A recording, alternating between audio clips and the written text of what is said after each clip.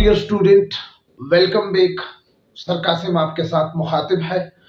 आज का हमारा नया टॉपिक है कैरियर एंड बायोलॉजी के पार्ट सेकंड लेक्चर नंबर 4 में मेडिसिन, फिशरीज और एग्रीकल्चर के बाद आज मैं आपके साथ कैरियर एंड बायोलॉजी में यानी वो जॉब्स, वो प्रोफेशन जो आप बायोलॉजी को ग्रेजुएट लेवल पे, इंटर लेवल पे और यूनिवर्सिटी लेवल पे या किसी एग्रीकल्चर या एनिमल साइंस की यूनिवर्सिटी में आप उसको कोर्स को पढ़कर आप कैसे जॉब हासिल कर सकते हैं, आपके लिए कौन कौन सी अपॉर्चुनिटी अवेलेबल है।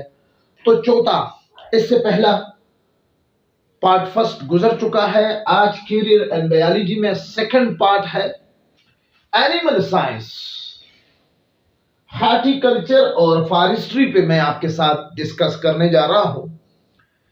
एनिमल साइंस को कहा जाता है वेटरनरी साइंस, ठीक है ना, जानवरों के साइंस कहा जाता है, और इसको एनिमल हस्बेंड्री भी कहा जाता है।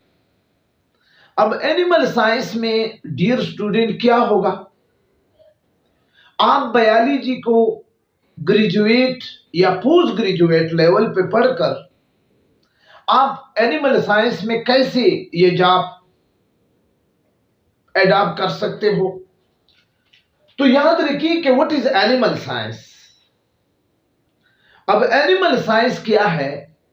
The practice of breeding and development of livestock, the practice of breeding and development of livestock या डोमेस्टिक एनिमल, यानी घरों में जो एनिमल हम पालते हैं उन जानवरों की ब्रीडिंग यानी नस्ल कुशी और उनकी बढ़ोतरी, डेवलपमेंट को अगर हम इस तरह की कोई प्रोफेशनल प्रैक्टिस करें तो उस साइंस को हम कहते हैं एनिमल साइंस। याद रखिए कि एनिमल साइंस आजकल कॉलेजेस और यूनिवर्सिटी में एज ए सब्जेक्ट पढ़ाया जाता है, और ये एनिमल साइंस एग्रीकल्चर का एक ब्रांच इसको तस्वर किया जाता है। लेकिन चूंकि एनिमल साइंस एक इतना बड़ा फील्ड है कि अब इसने एक अलग सूरत इख्तियार कर चुकी है। याद रखिए कि एनिमल साइंस को पढ़कर आप किसी भी वेटरनरी हॉस्पिटल यानी जानवरों का जो अस्पताल है जहां पर जानवरों का इलाज किया जाता है इंसानों के अलावा, उसमें भी आप काम आपको मिल सकता है। और इसके अलावा फार्मास्यूटिकल इंडस्ट्रीज में भी आपको, जहां पर ड्रग्स बनाए जाते हैं, जहां पर ड्रग्स की स्टडी किया जाता है, सिंथेसिस किया जाता है, उस इंडस्ट्रीज में भी आपको जॉब मिल सकता है। और इसके अलावा आपको एनिमल साइंस पढ़कर आपको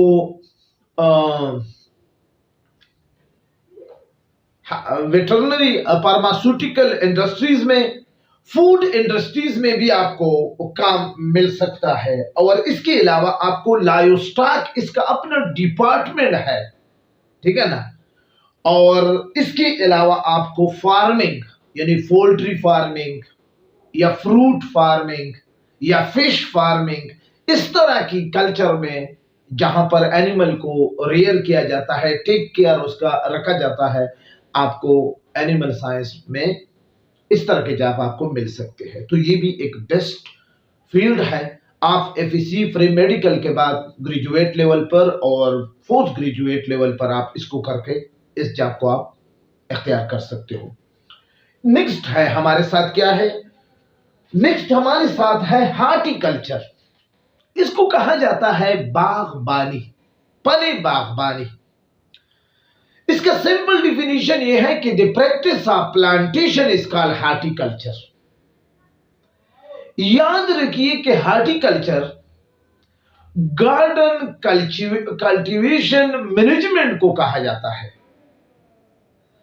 हॉर्टिकल्चर के काम आप किसी भी पार्क या किसी भी बाग या किसी भी नर्सरी में आप इसको कर सकते हो।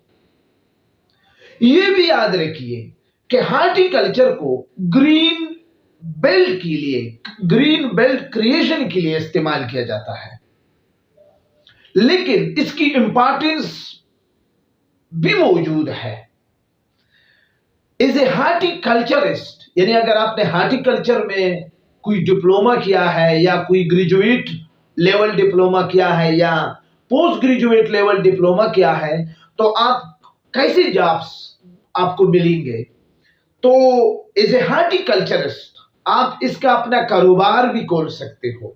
वेजिटेबल प्रोडक्शन, फ्रूट प्रोडक्शन, और इसके अलावा लैंडस्केप डिजाइनिंग, ये भी एज ए हार्टिकल्चरिस्ट है। नर्सरीज आप बना सकते हो, आप उसके बहुत बड़े मास्टरमाइंड हो सकते हो। आप गार्डन क्रिएट कर सकते हो, आप वेस्ट मैनेजमेंट की डिपार्टमेंट को भी आप ज्वाइन कर सकते हो। तो ये एज ए हार्टिकल्चरिस्ट आप ये सारे काम कर सकते हो, ठीक है ना।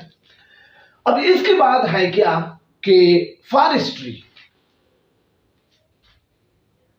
जैसे कि नाम से जाहिर है कि फॉरेस्ट कहा जाता है जंगलात को। अब जंगलात किस जगह को कहा जाता है? एक जगह पर बहुत ज्यादा जब प्लांट हो, ठीक है ना, तो फिर हम उस एरिया को हम कहते हैं कि ये जंगल है। याद रखिए कि फॉरेस्ट्री, अब इन जंगलात का, इन बहुत सारे प्लांट का अगर आप उसकी क्या करें, science of managing and caring is called forestry. अगर किसी फॉरेस्ट की आप science of managing and caring, तो इसको हम कहते हैं कि ये फॉरेस्ट्री है। याद रखिए कि फॉरेस्ट में सिर्फ नेचुरल रिसोर्सेस शामिल नहीं है, बल्कि आर्टिफिशियल ग्रोइंग प्लांट को भी हम फॉरेस्ट कहा जा सकता है।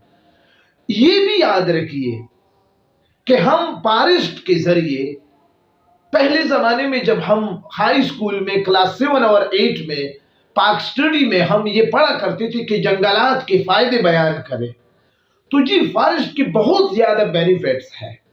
आपको पता है कि इससे एनवायरनमेंट प्लीजेंट हो जाता है, खुशगवार हो जाता है, वहां पर बारिशें ज्यादा होती है, लैंड फर्टिलाइजर यानी बहुत ज्यादा जरखेज बन जाता है जमीन। इसके अलावा साइल एरोजन से यानी साइल कटाव से भी बच जाता है, वहां पर सैलाब कम आते हैं।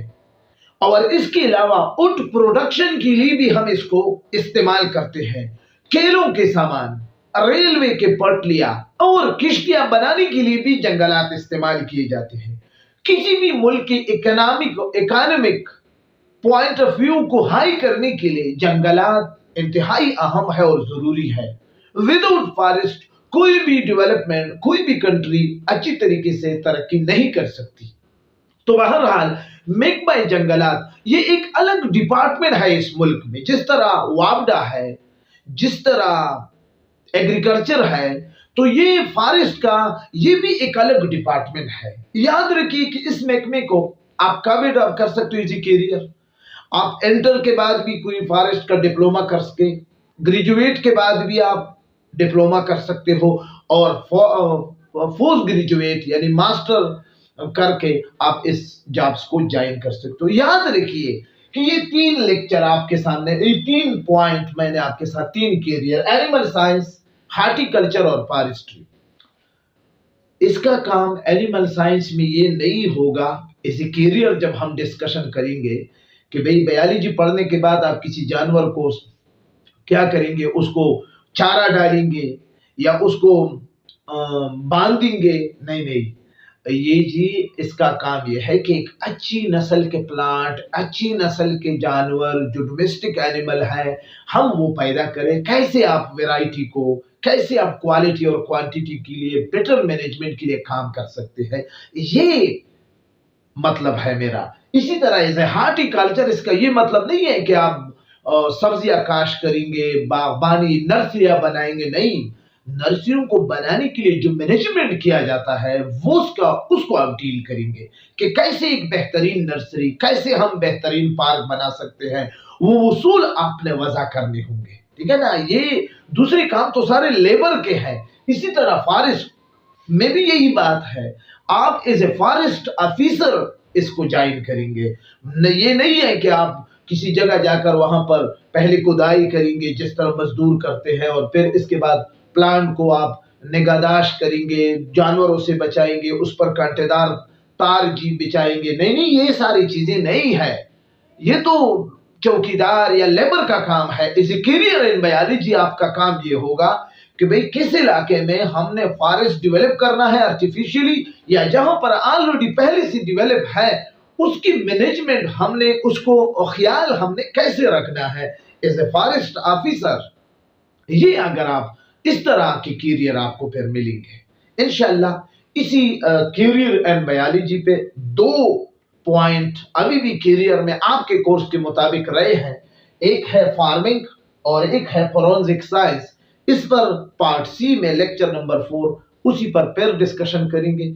उस वक्त तक इजाजत चाहता हूं। अगर आपने अभी तक सर कासिम के इस चैनल को सब्सक्राइब नहीं किया है तो चैनल को सब्सक्राइब करें और साथ बेल आइकन प्रेस करें। और एक और बात, मैंने आपके लिए कमेंट बॉक्स खोला छोड़ा है, आप ओपन क्वेश्चन करें, जो भी आपके जहन में आए, जहां पर जिस पॉइंट में आपको समझ नहीं आ रही है, इंशाल्लाह ये हकीर सा बंदा आपको प्रॉपर रिप्लाई देगा। तो अपने दुआओं में याद रखिए, आप हमारे लिए दुआएं करें, इंशाल्लाह सेहत रहे, मसरूफियात भी ज्यादा ना हो। इंशाल्लाह हम आपके लिए इसी तरह एसएलओ बेस्ड स्टडी क्लास 9 के हम जारी रखेंगे। इजाजत चाहता हूं, अपने दुआओं में याद रखिए। खुदा हाफिज।